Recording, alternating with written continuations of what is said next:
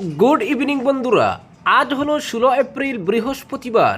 আজকের সন্ধ্যার বিশেষ বিশেষ খবর হলো গুয়াহাটি পুলিশ কমিশনারের বিরুদ্ধে সম্ভাব্য পদক্ষেপের ইঙ্গিত হিমন্ত বিশ্ব শর্মার। মুখ্যমন্ত্রী হিমন্ত বিশ্ব শর্মা গুয়াহাটি পুলিশের কমিশনারের বিরুদ্ধে ভবিষ্যতের পদক্ষেপ নেওয়ার ইঙ্গিত দিয়েছেন। তিনি জানিয়েছেন তার সরকার পুনরায় ক্ষমতায় ফিরলে ওই পুলিশ আধিকারিককে পরিণতির মুখোমুখি হতে পারে। এক সংবাদ মাধ্যমকে দেওয়া সাক্ষাৎকারে মুখ্যমন্ত্রী ক্ষোভ প্রকাশ করে বলেন, আগামী 5 মে পুলিশ কমিশনার তার নিশানায় থাকবেন। কংগ্রেস নেতা পবন খেরার বিরুদ্ধে এফআইআর দায়ের হওয়ার পরও কীভাবে তিনি দ্রুত গুয়াহাটি ছেড়ে চলে যেতে পারলেন তা নিয়ে তিনি তীব্র অসন্তোষ প্রকাশ করেন। মুখ্যমন্ত্রী বলেন, রাত 12টায় আমি এফআইআর দায়ের করি।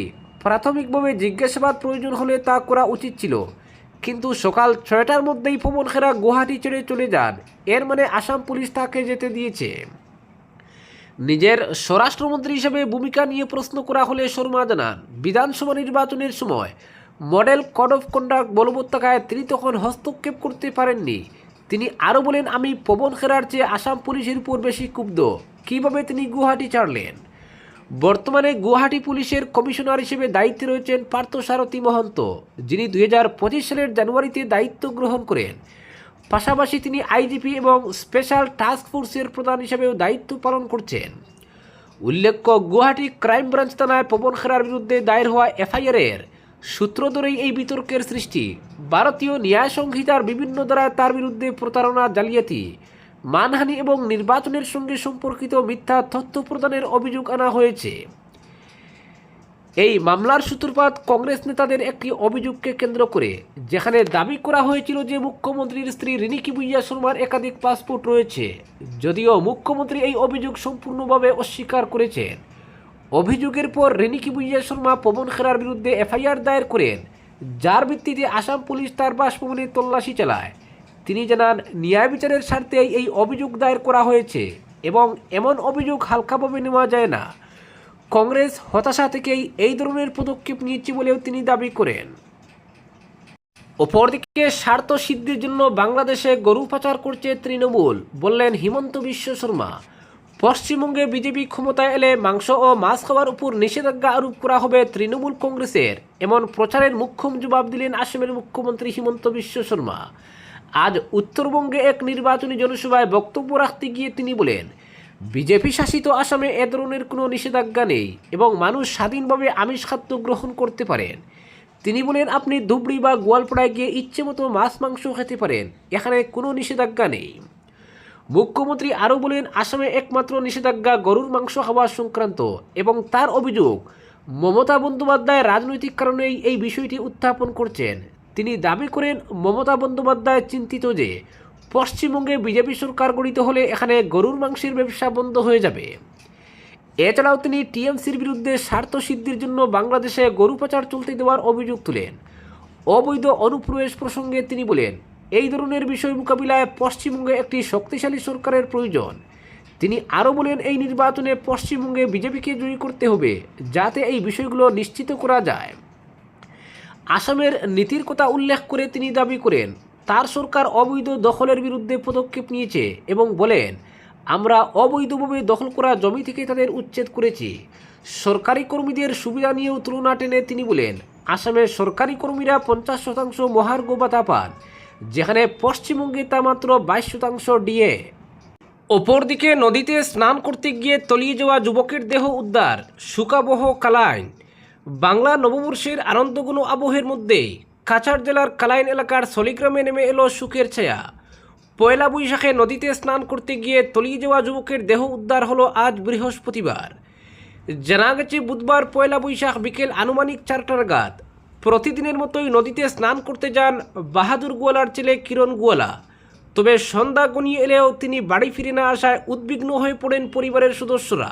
পরবর্তীতে খোঁজাখুঁজি করতে গিয়ে নদীর পাড়ে তার সাবান, চপ্পল ও কাপড় দেখতে পান পরিবার ও স্থানীয়রা, কিন্তু কিরণের কোনো সন্ধান মেলেনি। এতে সন্দেহ হয় সবার। এরপর গ্রামবাসীর সহায়তায় শুরু হয় তল্লাশি অভিযান। রাতভর খোঁজাখুঁজি চললেও কোনো হদিশ মেলেনি।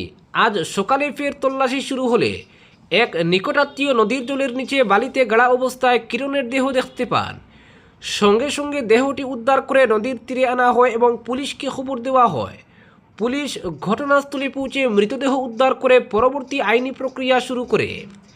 এদিকে ঘটনাটি জানাজানি হতেই বিধায়ক প্রার্থী কমলাক্ষ দে পুরকায়স্থ মানবিকতার পরিচয় দিয়ে নিজের স্বর্গরথ পাঠিয়ে দেন, যাতে মৃতদেহটি শিলচর মেডিকেল কলেজ ও হাসপাতালে ময়নাতদন্তের জন্য নিয়ে যাওয়া হয়। অপরদিকে নারী সংরক্ষণ বিল নিয়ে মোদির আবেগঘন ভাষণ 30 বছর আগেই বাস্তবায়িত হওয়া উচিত ছিল বলে আক্ষেপ। ভারতের সংসদীয় ইতিহাসে নারী অধিকার ও ক্ষমতায়নের এক গুরুত্বপূর্ণ মাইলফলক হিসেবে চিহ্নিত হল নারী শক্তি বন্ধন অধিনিয়ম বা মহিলা সংরক্ষণ বিল। আজ লোকসভায় বিলটি নিয়ে বক্তব্য রাখতে গিয়ে প্রধানমন্ত্রী নরেন্দ্র মোদী একদিকে আবেগপ্রবণ হন, অন্যদিকে এর বাস্তবায়নে দীর্ঘ বিলম্ব নিয়ে আক্ষেপ প্রকাশ করেন। প্রধানমন্ত্রী বলেন, এই উদ্যোগটি প্রায় 30 বছর আগেই বাস্তবায়িত হওয়া উচিত ছিল। তার মতে 90-এর দশকে যখন প্রথমবার মহিলা সংরক্ষণ বিল নিয়ে আলোচনা শুরু হয়, তখনই রাজনৈতিক সদিচ্ছা থাকলে আজ ভারতের সংসদীয় গণতন্ত্র আরও বেশি অন্তর্ভুক্তিমূলক ও শক্তিশালী হয়ে উঠত। দীর্ঘদিন ধরে নারীদের অপেক্ষার বিষয়টিকেও তিনি তুলে ধরেন এবং জানান, এটি শুধু একটি আইনি সংস্কার নয়, বরং সামাজিক বঞ্চনার সংশোধনের একটি প্রয়াস। লোকসভা এই বিলকে ঐতিহাসিক মুহূর্ত হিসেবে উল্লেখ করে মোদি বলেন, একটি দেশের জীবনে এমন কিছু সিদ্ধান্ত থাকে যা ভবিষ্যতের স্থায়ী ঐতিহ্য গড়ে তোলে। তার কথায়, নারীদের সিদ্ধান্ত গ্রহণ প্রক্রিয়ায় সরাসরি অংশগ্রহণের সুযোগ দেওয়া মানে দেশের ভবিষ্যৎকে আরও সুরক্ষিত করা। তিনি জোর দিয়ে বলেন, এই বিলের সুফল কোনো নির্দিষ্ট রাজনৈতিক দলের নয়, বরং সমগ্র দেশের গণতান্ত্রিক কাঠামোকে আরও শক্তিশালী করবে। আজ বিরোধীদের উদ্দেশ্যে কটাক্ষ করতে ছাড়েননি প্রধানমন্ত্রী। অতীতে একটি রাজনৈতিক দলের বিরোধিতার প্রসঙ্গ তুলে তিনি বলেন, দেশের মানুষ সেই অবস্থানের উপযুক্ত জবাব দিয়েছে। যদিও রাজনৈতিক মতভেদ বলে তিনি এক দেশের সম্মিলিত সাফল্য বলেই উল্লেখ করেন। তার বক্তব্য, এটি কোনো এক দলের জয় নয়, বরং গোটা ভারতের অর্জন।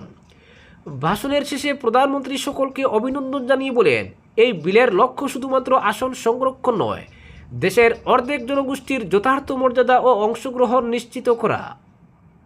অপরদিকে ডিলিমিটেশন বা আসন পুনর্বিন্যাসে কোনো রাজ্যের প্রতিনিধিত্বের হার কমবে না। বর্তমানে সংসদে প্রতিটি রাজ্যের যে শক্তি রয়েছে, ডিলিমিটেশনের পরেও তাই থাকবে।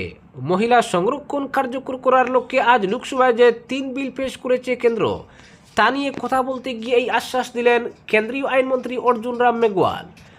2029 সালের লোকসভা নির্বাচনের সময় থেকেই সংসদে 33% আসন মহিলাদের জন্য সংরক্ষণ করার সিদ্ধান্ত নিয়েছে মোদী সরকার। মহিলা সংরক্ষণ বিল আগে সংসদে পাশ হয়ে গিয়েছে, কিন্তু তা কার্যকর করতে আসন পুনর্বিন্যাস করতে চাইছে কেন্দ্র। সেই লক্ষ্যেই সংবিধানের 131তম সংশোধনী বিল, আসন পুনর্বিন্যাস বিল এবং কেন্দ্রশাসিত অঞ্চল আইন সংশোধন বিল পেশ করা হয়েছে। বিরোধীরা মহিলা সংরক্ষণের প্রস্তাবে সমর্থনের কথা বললেও যেভাবে আসন পুনর্বিন্যাসের চেষ্টা চলছে তার বিরোধিতা করছে। তাদের বক্তব্য, মোদী সরকার লোকসভার আসন সংখ্যা 850-এ নিয়ে যাওয়ার যে পরিকল্পনা করছে, তাতে বিজেপির গড় উত্তর ভারতের হিন্দি বলয়ের রাজ্যগুলি বেশি উপকৃত হবে। সেই সব রাজ্যের লোকসভা কেন্দ্রের সংখ্যা তুলনামূলকভাবে আরও বেড়ে যাবে দক্ষিণ বা পূর্ব ভারতের থেকে।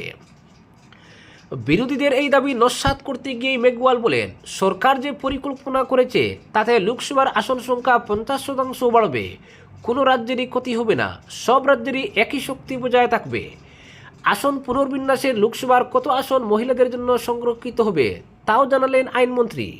বলেন, লোকসভার আসন সংখ্যা বেড়ে 850 হলে মহিলাদের জন্য সংরক্ষিত আসন সংখ্যা হবে 272, অর্থাৎ 33%। যদিও সরকারের এই যুক্তি মানতে না রাজ বিরোধীরা। তাদের বক্তব্য, সরকার পক্ষ 50% আসন বৃদ্ধির যে দাবি করছে তা আদতে ভাওতা। ডিলিমিটেশনের পর আসন সংখ্যা তো বাড়বে, সমশক্তি বজায় থাকবে না। দক্ষিণী রাজ্যগুলির বক্তব্য, সব রাজ্যের লোকসভা আসন 50% করে বাড়লে দক্ষিণ ভারত বঞ্চিত হবে, কারণ উত্তরপ্রদেশের লোকসভা আসন 80 থেকে বেড়ে 120 হবে, কেরলের লোকসভা আসন 20 থেকে বেড়ে মাত্র 30টি হবে। অপরদিকে সংসদে মহিলা সংরক্ষণ বিলের বাস্তবায়ন নিয়ে আলোচনা চলাকালীন মুসলিম মহিলাদের জন্য পৃথক সংরক্ষণের দাবি সরাসরি নাকচ করে দিলেন কেন্দ্রীয় স্বরাষ্ট্রমন্ত্রী অমিত শাহ। আজ বিশেষ অধিবেশনের প্রথম দিনে তিনি সাফ জানিয়ে দেন যে ভারতীয় সংবিধান ধর্মের ভিত্তিতে কোনো ধরনের সংরক্ষণের অনুমতি দেয় না। সমালোচনা করে স্বরাষ্ট্রমন্ত্রী একে অসাংবিধানিক বলে অভিহিত করেছেন। বিতর্কের সূত্রপাত হয় যখন ধর্মেন্দ্র যাদব জানান যে ওবিসি, অনগ্রসর শ্রেণী এবং মুসলিম মহিলাদের জন্য সংরক্ষণের ব্যবস্থা নিশ্চিত না করা পর্যন্ত তার দল এই প্রস্তাব সমর্থন করবে না। এর জবাবে অমিত শাহ বলেন যে ধর্মেন্দ্র যাদব একটি অসাংবিধানিক বক্তব্য পেশ করেছেন। তিনি দৃঢ়তার সঙ্গে জানান যে ধর্মের ভিত্তিতে মুসলিমদের সংরক্ষণ দেওয়ার কোনো প্রশ্নই ওঠে না, কারণ দেশের মূল সংবিধানে এমন কোনো বিধান নেই। কেন্দ্রীয় মন্ত্রী কিরেন রিজিজু এই প্রসঙ্গে মুখ খুলেছেন।